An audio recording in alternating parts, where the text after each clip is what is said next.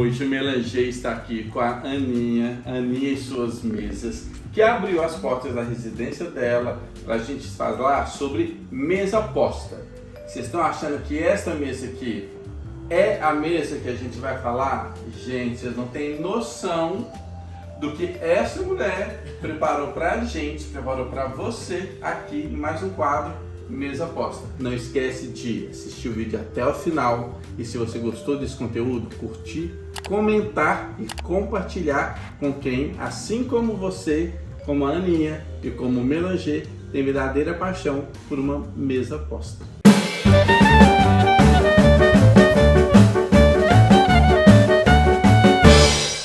Ana, muito obrigado por receber o Melanger aqui na sua casa. Na verdade, gente, essa mulher aqui, Aninha e suas mesas, ela tem um Instagram fantástico sobre mesa posta. E aí, quando a gente fez um último vídeo nosso do Mesa Posta, eu encontrei, por um acaso, uma mesa posta dela, belíssima no Instagram. E aí, dei o jeito de chegar até a Ana. Ana, como é que começou a sua paixão pelas mesas postas? Essa paixão já é uma paixão mais antiga, né? Mas assim, de um tempinho pra cá, eu comecei a fazer por orientação de uma amiga minha, porque o meu marido, ele gosta de cozinhar aos domingos, né? A gente reúne a família, então todo mundo aqui. E eu ficava meio, às vezes, muito sem ter o que fazer, né? Só conversando, papeando, beliscando. E aí a minha amiga falou assim: Ana, por que você não monta uma mesa bonita enquanto ele cozinha? Que eu acho que fica legal, complementa, porque ela fazia isso. Ela, o marido dela também gosta de cozinhar, como hobby, aos domingos, e ela fazia a mesa. Eu falei: ai, Mônica, você me deu uma ideia excelente, eu vou fazer isso. Quantos aparelhos de jantar você tinha naquela época? Eu tinha apenas o meu do dia a dia e um que eu tinha guardado ainda do nosso casamento. E aí, quando eu comecei a montar a mesa, eu comecei a sentir necessidade de dar uma variada. E essa necessidade de dar uma variada acabou virando, entre aspas, um vício. Porque eu comecei a gostar tanto disso, que eu comecei a olhar os sites de mesas, e comecei a olhar os sites das lojas que vendiam, e aí eu fui começando a comprar, adquirir tantão de louça, e hoje eu tenho um acervo. Essa daqui que a gente vai tomar, esse café que você carinhosamente preparou pra gente, é uma louça do dia a dia. É uma louça do dia a dia.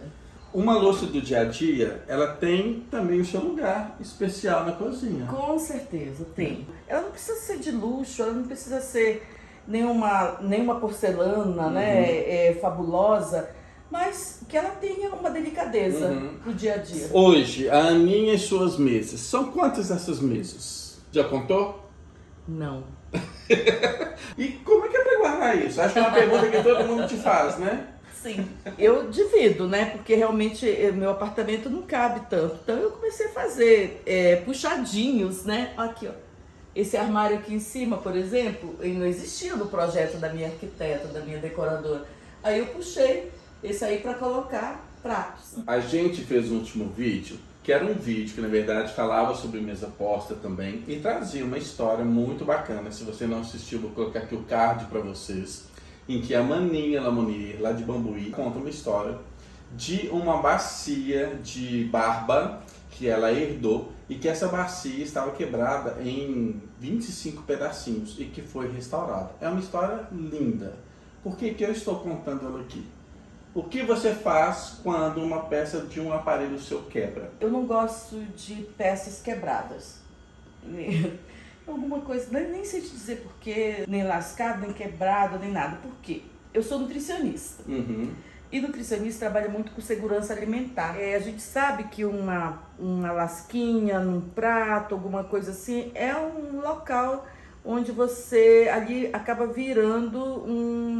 formando colônias de bactérias, de micro-organismos. Então eu tenho isso comigo. Quebrou, não tem jeito, eu descarto. Mas dá para transformar um aparelho de jantar de 12 para 10. Dá para transformar. Eu não desfaço dele. Então agora, Melanger, a gente vai passar por esse lanchinho que foi preparado com todo carinho para nos receber e a gente vai fazer um passo a passo com algumas dicas de como montar uma mesa posta. Então vamos lá, vou receber convidados em casa. Qual é a primeira coisa que eu tenho que pensar na hora que eu vou montar, fazer a minha mesa posta? A primeira coisa que tem que pensar é qual que é o estilo do seu convidado. É um convidado mais íntimo seu, ou é alguém de trabalho, apenas receber um grupo de amigos, enfim. É aí que é o grande X, porque na hora que você vai receber alguém, independente do seu nível de intimidade ou não, você tem que pensar na seguinte palavra: acolher. Acolher os seus convidados. Tá. E o que você sugere para talvez não causar esse constrangimento? Do tipo, eu vou convidar pessoas para um jantar. Você acha que eu já devo informar que se trata de um jantar um pouco mais formal ou não precisa?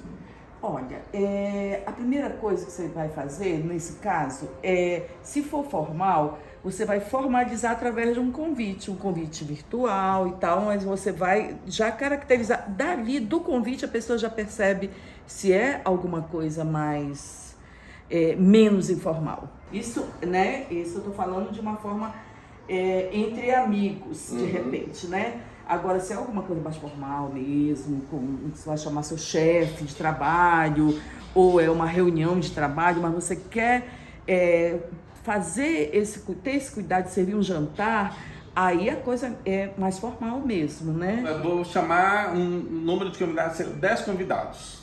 Eu só tenho uma mesa que cabe 8. Como é que eu resolvo esse problema? Aí, nesse caso, o ideal é você criar ambientes para não montar a mesa e tornar a coisa muito mais informal, que a gente fala que seria um jantar americano, porque aí cada um vai lá e serve, coloca um suplá no colo e fica à vontade em qualquer lugar. Aí eu transformo que seria uma coisa formal numa coisa bem informal, bem descontraída. O que você pode fazer também é criar nichos de lugares onde você pode colocar um petisco aqui, outro ali, já que você não tem isso. Ou então, aquela mesa que você colocaria 8 pessoas assentadas, de repente você transforma numa mesa de antepastos antes de servir o jantar ou qualquer outra coisa que você for servir. E aí a pessoa já entende que cada um vai ficar em um ambiente dentro da sua casa. Tá. Agora eu quero fazer uma pergunta, mas que fica aí um puxãozinho de orelha também. Convidei exatamente 8 pessoas para um jantar formal e a minha mesa comporta 8 pessoas. Um casal de convidados trouxe uma outra pessoa sem me comunicar. Como que eu saio dessa saia justa? Nesse caso, o nome convidado ele vai ser acolhido e você, como anfitrião, você vai deixar todos assentados e você vai arrumar um lugarzinho nessa mesa onde você vai se encaixar. Gente, que solução ótima! Olha, eu não sabia que ela ia dar essa resposta, não. Eu já passei por essa saia justa, que é uma saia justa que ela afeta não só a montagem da mesa, mas afeta, às vezes, o jantar. Mas aí, ele com certeza vai ser acolhido por você e o prejudicado será apenas você, como anfitrião. Olha, que saída mais elegante. E aí, tá, por onde eu começo aqui então? Vou montar minha mesa. Você deixou mais ou menos aqui já pré-preparado pra gente uma mesa para 12 pessoas. Isso. É isso? E aí a gente vai montar essa mesa e você vai dando algumas dicas. Exatamente. Eu quero fazer uma pergunta antes. Muita gente ainda usa as toalhas de mesa. Ainda é uma coisa a ser usada ou já caiu de uso? Não, toalha de mesa nunca saiu de moda. Eu acho que não vai sair e eu não gostaria que saísse nunca. Toalha de mesa é sempre muito bem-vinda, né? Agora, existem algumas regras para toalhas de mesa.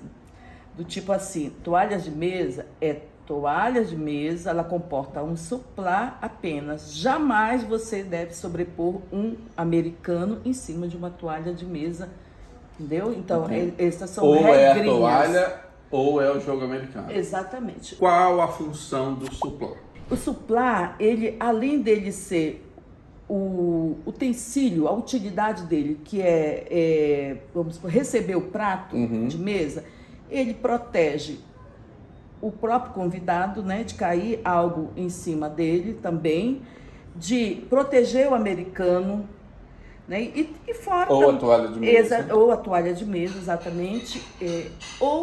E também trazer um toque de elegância para a mesa. A própria palavra supplar, ela vem do francês susplat, que é exatamente o que fica para sustentar o prato, o que fica abaixo do prato. Exatamente. Né? E são lindos, né? São lindos, são Nossa, lindos. eu acho que tem, sim, eu particularmente acho que uma mesa bem montada, ela já começa por um supplat muito bacana também, Sim, né? sim. Aqui são seus supplats. São supplats. Tá. São supplats de vidro, né? Vidro cristal. Uhum. E eu gosto muito desse tipo de supplat porque, além dele ter essa questão da transparência, ele não compromete tudo que você vai fazer, a sua composição de decoração dessa mesa. Sempre que você puder optar por tons neutros, você traz muito mais elegância, muito mais sofisticação para sua mesa. Então, um supplat neutro, ele serve para muito Para mais. muitos mais, né? muito. Eu gosto muito também de trabalhar com o supplat de rattan. A gente vai então agora acompanhar a Ana fazendo uma montagem de uma mesa aqui de 12 lugares. E aí, toda vez que a gente tiver aqui uma duvidazinha, eu vou interrompê-la para a gente tirar essa dúvida para você.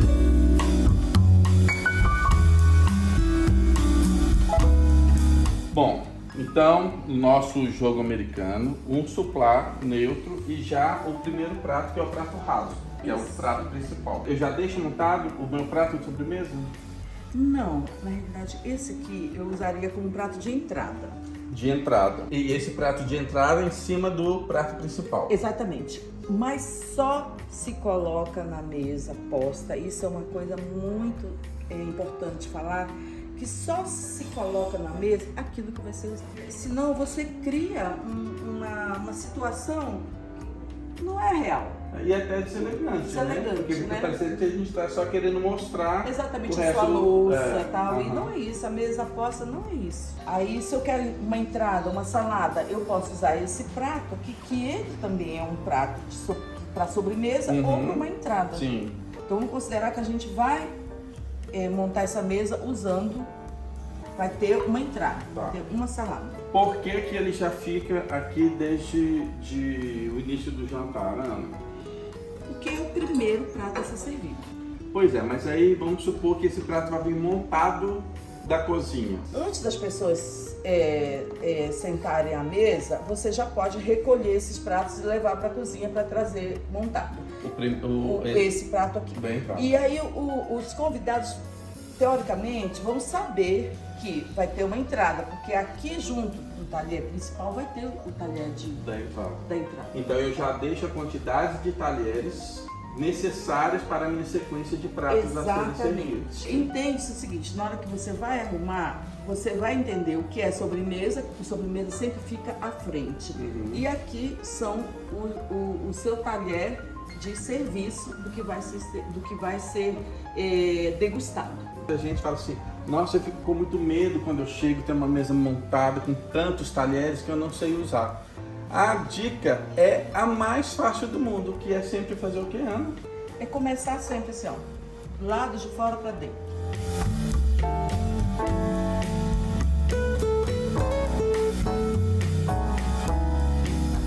Ana, eu vi aqui que você estava exatamente conferindo as medidas todas aqui. As medidas não, os alinhamentos todos. Sim. Qual é o primeiro talher que define o alinhamento das outras coisas todas? É o talher principal. Na hora da montagem da mesa, você sempre começa montando por ele. E aí ele vai te dar ele vai ser como um guia para os outros talheres que você vai colocar, alinhado Pela base. pela base. Sempre pela E base. é uma distância de 2 dedinhos Dois aproximadamente, dedinhos. assim. Talher geralmente é um creme, uma mousse, né? Se fosse uma torta, se fosse umas frutas, seria garfo e faca. Uhum. Então a colher ela também recebe uma sequência também, né? E sempre voltado ao cabo para o seu lado direito também. pratos todos montados sobre os suplás, todos os talheres já dispostos. Próxima etapa, Os copos os copos. ou taças, né? Nesse Aham. caso a gente vai colocar taça de água e para vinho. Vamos supor, eu tenho um jantar muito mais formal, muito mais completo, vou ter espumante, vou ter vinho branco. Então eu vou ter que colocar todas essas taças. A de To- espumante, vinho Exatamente. tinto, vinho branco e água. Exatamente, Ok. exatamente. Por onde que eu vou alinhá-las? Sempre pela taça de água. E ela vai estar alinhada por onde? Ela vai estar sempre alinhada aqui, nessa direção. E aí, para você não ocupar a mesa aqui, você meio que joga Diagonal. meio na diagonal. Aqui existe um problema, né? Na ponta da mesa. Na ponta da mesa. Eu crio esse ambiente aqui. Eu coloco a taça aqui e coloco a outra aqui. Às vezes eu venho para cá e coloco aqui. Então depende muito de como eu vou estar recebendo nesse momento. Porque na hora que eu faço isso, eu desalinho aqui, tá vendo? Então eu prefiro jogar aqui, pra lateral. Tá colocando quase que dentro da volta do jogo americano. Isso. Então aqui a mesa já está pronta depois das taças? Não. Ainda falta os guardanapos. Os guardanapos. E aí uma dúvida que eu sempre fico. Toda mesa posta tem um arranjo floral? Ah, precisa, não é? Precisa, né? Precisa trazer. Eu opto sempre pelas flores naturais. Eu prefiro do que as permanentes. E mais assim, óbvio que o elegante, bonito, o que traz o aconchego seria, nesse caso, são as flores naturais mesmo. E aí vem uma dúvida.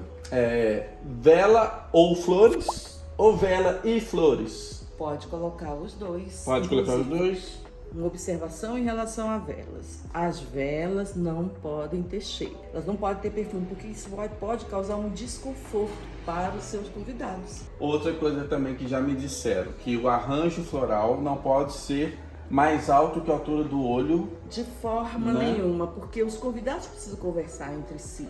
E quando você eleva os seus arranjos, você tira essa visão das pessoas, aí você atrapalha todo esse momento de convivência. Existem várias dobraduras, né, para guardanapos e tal, mas eu normalmente nas minhas mesas eu costumo fazer o básico, o trivial, sem inventar muito, não. Geralmente eu abro o guardanapo, pego ele aqui pelo centro, faço isso e venho com um porta-guardanapo e monto.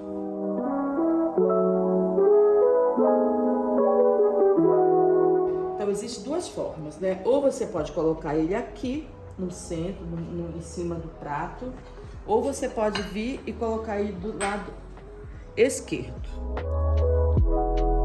São muitas regrinhas, né? São muitas regrinhas, são muitos detalhes, são muitos pormenores que deixam a mesa posta linda e extremamente receptiva para exatamente isso que a Ana acabou de dizer, que é um gesto de afeto, de acolhimento. Também tem muitos cuidados relacionados a qual convidado que vai ocupar cada um desses lugares, né? Tem uma série de outras regras de etiqueta. E se você ficou curioso, a Ana, ela tem um e-book especializado em mesa posta, é isso, Ana? Sim, muito simples, de fácil leitura, de fácil aprendizado, com fotos, está bem ilustrado. Então a gente vai colocar aqui embaixo a informação de como é que você pode ter acesso a esse book. Porque se você é uma pessoa que, assim como a Ana, assim como eu, assim como o Melanger, adoramos mesa posta, para que você faça cada vez mais bonito com as suas visitas.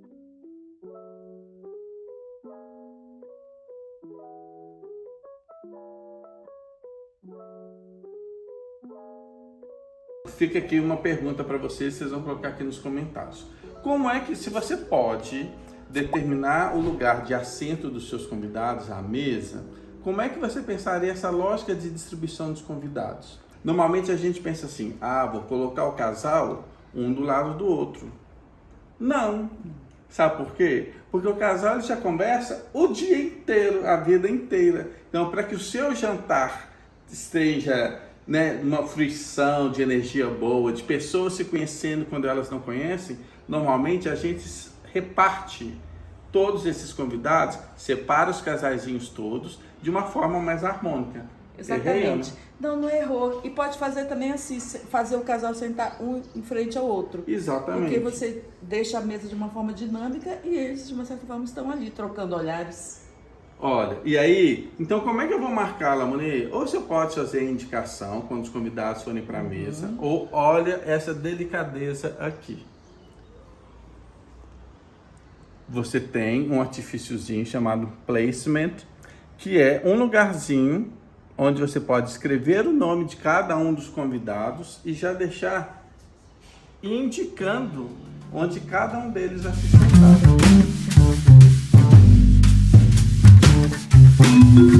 Ana, queria te agradecer pela paciência, pelo cuidado que você teve aqui com o Melanger, com os nossos seguidores. Sua mesa é linda, a sua história é linda. Obrigada. Obrigado por você ter nos recebido aqui na tua casa. Foi um prazer, gente. Muito obrigada também por me dar essa oportunidade de falar um pouquinho de um assunto que eu tanto gosto, que é um hobby para mim, mas que eu amo. O e-book da Ana está aqui disponível. De novo, estamos colocando aqui o endereço e tem uma série de dicas muito bacanas para você montar aí na tua casa, seja para um jantar formal ou um jantar informal, com todo o afeto e carinho que os convidados merecem. Verdade.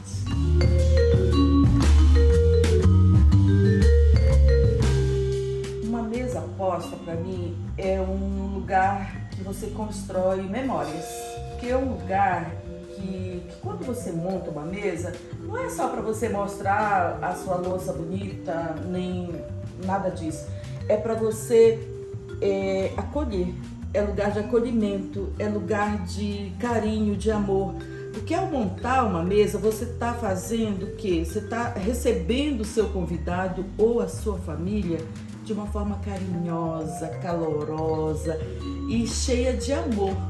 Então eu vejo mesa posta muito mais como isso.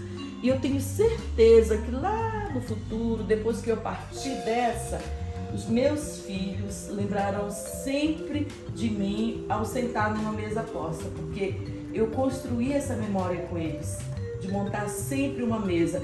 Um simples café da manhã a um jantar mais sofisticado, mas existe uma mesa posta, existe uma mesa onde tem um carinho. E isso, às vezes não tem nada, é só um prato, um garfo, uma faca, um copo e um vasinho aqui no meio e tá tudo bem, tá lindo, tá perfeito, porque é carinho, é amor.